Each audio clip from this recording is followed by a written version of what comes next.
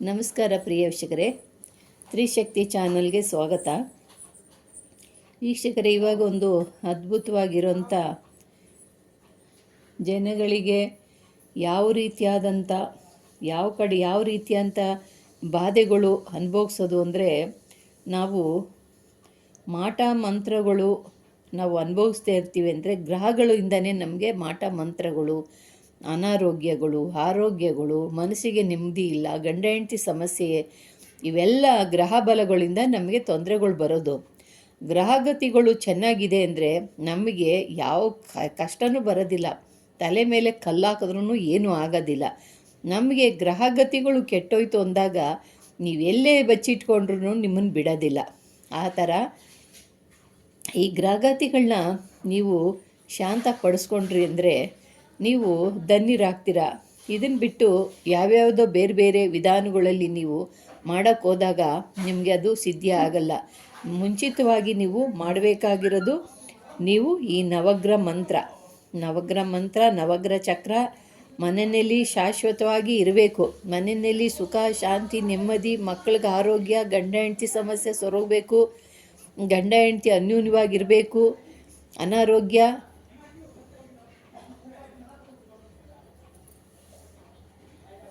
ಅನಾರೋಗ್ಯದಿಂದ ಬಳಲ್ತಿರೋರು ಆರೋಗ್ಯದಿಂದ ಇರಬೇಕು ಅನ್ನೋರು ಆರೋಗ್ಯವಂತರಾಗಿರಬೇಕು ಅಂದರೆ ನೀವು ಮನೆಯಲ್ಲಿ ನವಗ್ರಹ ಚಕ್ರಗಳನ್ನ ಬರೆದು ಯಾರ್ಯಾರಿಗೆ ಯಾವ್ಯಾವ ದೆಸೆಯಲ್ಲಿ ಯಾವ್ಯಾವ ತೊಂದರೆ ಕೊಡ್ತಾ ಇರ್ತವೆ ಗ್ರಹಗಳು ಅನ್ನೋದಕ್ಕೆ ಒಂದೊಂದು ಗ್ರಹಕ್ಕೆ ಒಂದೊಂದಿದೆ. ಆದರೆ ಎಲ್ಲ ಗ್ರಹಗಳಿಗೂ ಸೇರಿರೋಂಥ ಒಂದು ನವಗ್ರಹ ಚಕ್ರ ಇದು.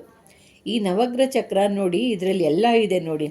ಈ ನವಗ್ರಹ ಚಕ್ರ ರವಿ, ಚಂದ್ರ, ಮಂಗಳ, ಬುಧ, ಗುರು, ಶುಕ್ರ, ಶನಿ, ರಾಹು, ಕೇತು ಎಲ್ಲರೂ ಸೇರಿರೋಂಥ ಒಂದು ಚಕ್ರ ಇದು. ಈ ಚಕ್ರನ ನಾವಿಟ್ಟು ಪೂಜೆ ಮಾಡ್ತಾಯಿದ್ದು, ಇದಕ್ಕೆ ಮಂತ್ರ ಇದೆ. ಈ ಮಂತ್ರನ ಒಂದು 3 ಸತಿ 4 ಸತಿ 5 ಸತಿ ಹೇಳಿದ್ರಿ ಅಂದರೆ ನೀವು ಎಂಥ ಗ್ರಹಗಳು ಕೆಟ್ಟಿದ್ರೂ ಕೂಡ ಶಾಂತವಾಗ್ತಾರೆ. ಯಾಕೆ ಅಂದರೆ ದಿನನಿತ್ಯ ಅವ್ರಿಗೆ ಪೂಜೆ ಮಾಡಿ ಚಕ್ರನ ಆರಾಧನೆ ಮಾಡ್ತಾ ಇದ್ರಿ ಅಂದರೆ ನಿಮಗೆ ಕಾಯಿಲೆ, ಯಾವುದೇ ಕೆಟ್ಟ ರೋಗ ರುಜಿನಗಳು, ಅನಾರೋಗ್ಯಗಳು, ಮಾಟ ಮಂತ್ರ, ಪ್ರೇತ ಬಾಧೆ ಎಂಥವಿದ್ರೂ ಈ ಗ್ರಹಗತಿಗಳಿಂದ್ರೇ ಬರೋದು ನಮಗೆ. ಯಾವ ಥರ ಈ ಮಾಟ ಮಂತ್ರ, ಈ ಭೂತ ಪ್ರೇತ, ಇಂಥ ಚೌಡಿ ಕಾಟ ಇವೆಲ್ಲ ಬರೋದು ಯಾವುದರಿಂದ ಅಂದರೆ ಕೇತು, ನಮಗೆ ರಾಹು, ಕೇತು ಮತ್ತು ನಮಗೆ ಶನಿ ಮತ್ತು ನಮಗೆ ಇವು ಮಂಗಳ, ಇವ್ರು 3 ಜನ ಕೆಟ್ಟರು ಅಂದರೆ ನಮಗೆ ನಾನಾ ವಿಧದಂಥ ತೊಂದರೆಗಳು ಬರ್ತವೆ. ಒಬ್ಬೊಬ್ಬರು ಒಂದೊಂದು ರೀತಿಯಾದಂಥ ತೊಂದರೆಗಳು ಮಾಡ್ತಾರೆ.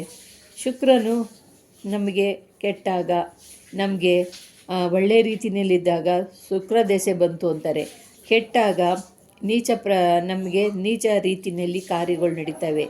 ನಮಗೆ ಶುಕ್ರ ದೋಷ ಅಂತ ಬರುತ್ತೆ. ನಾನಾ ವಿಧವಾದಂಥ ಶುಕ್ರನ ಕೆಟ್ಟಾಗ ಗಂಡ ಹೆಂಡತಿ ಸಮಸ್ಯೆಗಳು ಬರ್ತವೆ. ಇನ್ನೂ ವಿಧವಾದಂಥ ತೊಂದರೆಗಳು ಬರೋದು ನಮಗೆ ಗ್ರಹಗತಿಗಳಿಂದನೇ. ಮೇಯ್ನು ನೀವು ಮಾಡಬೇಕಾಗಿರೋದು ಗ್ರಹಗಳ ಪೂಜೆ.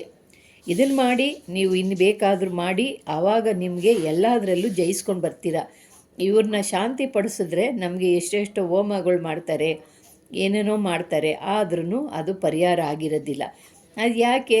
ನೀವು ದಿನನಿತ್ಯ ಈ ಮಂತ್ರ, ಈ ಯಂತ್ರನ ನಿಮ್ಮ ಮನೆಯಲ್ಲೇ ಸ್ಥಾಪನೆ ಮಾಡಿಕೊಂಡು ದಿನನಿತ್ಯ ನೀವು ಜಪ ಮಾಡಿ ದಿನಕ್ಕೊಂದು 5 ಸತಿ ಮಂತ್ರ ಹೇಳ್ತಾ ಇದ್ರಿ ಅಂದರೆ ನಿಮಗೆ ಎಲ್ಲ ಗ್ರಹಗಳು ಕೂಡ ನಿಮಗೆ ಶಾಂತವಾಗ್ತಾರೆ. ನಿಮಗೆ ಎಲ್ಲ ಗ್ರಹಗಳು ಶಾಂತವಾಗಿ ನಿಮ್ಮ ಸುಖ, ಶಾಂತಿ, ನೆಮ್ಮದಿ, ನಿಮ್ಮ ಆರೋಗ್ಯ, ನಿಮ್ಮ ಉದ್ಯೋಗ ಪ್ರಾಪ್ತಿ, ನಿಮಗೆ ವ್ಯಾಪಾರ ವೃದ್ಧಿ, ನಿಮಗೆ ದುಡ್ಡು ಕಾಸು ಕೊರತೆ ಎಲ್ಲ ದೂರವಾಗಿ ನಿಮಗೆ ಎಲ್ಲ ರೀತಿಯಲ್ಲೂ ಅನುಕೂಲ ಆಗುತ್ತೆ.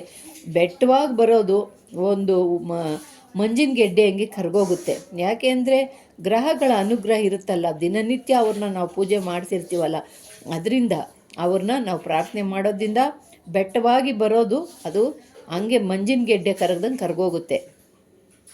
ಆ ರೀತಿಯಾದಂಥ ಒಂದು ಚಕ್ರ ನೀವು ಮುಂಚಿತವಾಗಿ ಪಾಲನೆ ಮಾಡಬೇಕಾಗಿರೋದು ನವಗ್ರಹಗಳನ್ನ. ಈ ನವಗ್ರಹಗಳ ಮೂಲಿಕೆಗಳು, ನವಗ್ರಹಗಳು, ಚಕ್ರಗಳು, ನವಗ್ರಹಗಳು ಬೇಕಾಗಿರೋವಂಥದ್ದನ್ನು ನೀವು ಸಿದ್ಧಿಪಡಿಸ್ಕೊಂಡು ನೀವು ಮಾಡೋದ್ರಿಂದ ನಿಮಗೆ ಎಲ್ಲ ಗ್ರಹಗತಿಗಳು ಚೆನ್ನಾಗಿ ನಿಮಗೆ ಶಾಂತವಾಗ್ತಾರೆ. ನೀವು ಶನಿ ಮತ್ತು ಇವರೆಲ್ಲ ನಿಮಗೆ ಏಳರಾಟ ಶನಿ ಬಂದು ನೀವು ಕಷ್ಟದಲ್ಲಿ ಬಳಲ್ತಿರ್ತೀರ ಅಂಥವ್ರಿಗೆ ಇವೆಲ್ಲ ನೀವು ಇಟ್ಟು ಪೂಜೆ ಮಾಡೋದ್ರಿಂದ ನಿಮಗೆ ಯಾವ ಕಷ್ಟ ಕಾರ್ಪಣ್ಯ ಯಾವುದೂ ಇರೋದಿಲ್ಲ, ನೆಮ್ಮದಿ ಇರುತ್ತೆ. ಅದು ಬೆಟ್ಟವಾಗಿ ಬರೋದು ಹಂಗೆ ಒಂದು ಹುಲುಗರಿಕೆಯಲ್ಲಿ ಕರಗೋಗುತ್ತೆ ಅಂತಾರಲ್ಲ, ಹಂಗೆ ನಿಮಗೆ ಈ ಚಕ್ರ ಬರೆದು ಒಂದು ತಾಮ್ರದ ಚಕ್ರ ಒಂದು ರೇಖೆನಲ್ಲಿ ಬರಿಬೇಕು. ತಾಮ್ರದ ರೇಖನ ಶುದ್ಧಿ ಮಾಡಬೇಕು. ಶುದ್ಧಿ ಮಾಡಿ ಒಂದು ಸತಿ ಹೇಳಿದ್ದೀನಿ ನಿಮಗೆ. ಶುದ್ಧಿ ಅಂದರೆ ಯಾವ ರೀತಿ ಅಂದರೆ, ಅದನ್ನು ಮುಂಚಿತವಾಗಿ ಒಂದು ಅದರಲ್ಲಿ ಯಾಕೆ ಕಿಲುಬು ಇರುತ್ತೆ, ಅದು ಕೊಳೆ ಆಗಿರುತ್ತೆ, ಏನಂದರೆ ಅದು ಹಂಗಂಗೆ ಅದು ಪ್ಯಾಚ್ ಆಗಿರುತ್ತಲ್ಲ, ಅದೆಲ್ಲ ಕ್ಲೀನ್ ಆಗಬೇಕು. ಅದರಿಂದ ನಿಂಬೆಹಣ್ಣು ಹುಳಿನಲ್ಲಿ ಒಂದೊಂದು ಅರ್ಧ ಗಂಟೆ ನೆನೆಸ್ಬೇಕು, ಅದೆಲ್ಲ ಗಲೀಜು ಹೋಗಬೇಕು. ಅದೆಲ್ಲ ಹೋದ ನಂತರ ನಿಂಬೆ ಹುಳಿಯಿಂದ ತೆಗೆದುಬಿಟ್ಟು ಕ್ಲೀನಾಗಿ ತೊಳೆದ್ಬಿಟ್ಟು ಹಾಲಿನಲ್ಲಿ ಹಾಕಬೇಕು. ಹಾಲಲ್ಲಿ ಒಂದು 10 ನಿಮಿಷ ಇಟ್ಟಾದ ನಂತರ ದೋಷಗಳು ಇವೆಲ್ಲ ಕ್ಲಿಯರ್ ಆಗ್ತವೆ. ಹಾಲಲ್ಲಿ ಇಟ್ಟಾದ ನಂತರ ಇದು ಮುಂಚಿತವಾಗಿ ದೇವತಾ ಚಕ್ರ. ಈ ದೇವತಾ ಚಕ್ರನ ಭಾಳ ಶುದ್ಧವಾಗಿ ನೀವು ಮಾಡಬೇಕು, ಭಾಳ ಶ್ರದ್ಧೆಯಿಂದ ಬರಿಬೇಕು, ನೇಮವಾಗಿ ಮಾಡಬೇಕು. ಇದನ್ನು ಯಾವ ರೀತಿ ಆಮೇಲೆ ಹಾಲಲ್ಲಿಟ್ಟು ಹಾಲಲ್ಲಿ ತೊಳೆದು ಅದನ್ನು ಮತ್ತೆ ತೊಳೆದ್ಬಿಟ್ಟು ಅರಿಶಿನ ನೀರಲ್ಲಿ ಹಾಕಬೇಕು. ಅರಿಶಿನ ನೀರಲ್ಲಿ ಹಾಕ್ಬಿಟ್ಟು ತೊಳೆದುಬಿಟ್ಟು ಮತ್ತೆ ಶುದ್ಧವಾಗಿ ಪನ್ನೀರಲ್ಲಿ ಹಾಕಬೇಕು ಒಂದು 10 ನಿಮಿಷ. ಪನ್ನೀರಲ್ಲಿ ಹಾಕಿದ ನಂತರ ತೆಗೆದು ಶುದ್ಧವಾದ ಬಟ್ಟೆಯಲ್ಲಿ ಒರೆಸ್ಬಿಟ್ಟು ಒಂದು ಕಾಟನ್ ಬಟ್ಟೆಯಲ್ಲಿ ತೆಗೆದು ಯಂತ್ರನ ಪ್ರಾರಂಭ ಮಾಡಬೇಕು ನೀವು ಬರೆಯೋಕ್ಕೆ. ಒಳ್ಳೆ ಟೈಮ್ನಲ್ಲಿ ಒಳ್ಳೆ ಗಳಿಗೆಯಲ್ಲಿ ನೋಡಿಬಿಟ್ಟು ಇದನ್ನು ಯಂತ್ರನ ಬರಿಬೇಕು. ಯಂತ್ರ ಬರೆದಾದ ನಂತರ ಪ್ರಾಣ ಪ್ರತಿಷ್ಠೆ ಮಾಡಬೇಕು. ಪ್ರಾಣ ಪ್ರತಿಷ್ಠೆ ಮಾಡಾದ ನಂತರ ನೀವು ಇದಕ್ಕೆ ಒಂದು ಚಕ್ರ ಹಾಕಿ ನಿಮ್ಮ ಮನೆಯಲ್ಲಿ ಇಡೋ ಅಂಥದ್ದು ಒಂದು ಚಕ್ರ ಮಾಡ್ಕೋಬೇಕು. ಚಕ್ರ ಬರೆದು ನೀವೇನು ಮಾಡಬೇಕು ಅಂದರೆ, ಇದನ್ನು ನೀವು ಒಂದು ಭಾನುವಾರ ಬರಿಬೇಕು. ಈ ಚಕ್ರನ ಭಾನುವಾರ ದಿವಸ ಬರಿಬೇಕು. ಇಲ್ಲ ಅಮಾವಾಸ್ಯೆ, ಭಾನುವಾರ, ಅಮಾವಾಸ್ಯೆ ಬಂದ ದಿವಸ, ಆಮೇಲೆ ಗ್ರಹಣ ಬಂದ ದಿವಸ, ಮತ್ತು ಹುಣ್ಣಿಮೆ ಬಂದ ದಿವಸ, ಇಂಥ ದಿವಸ ಇದು ಮಾಡಬೇಕು.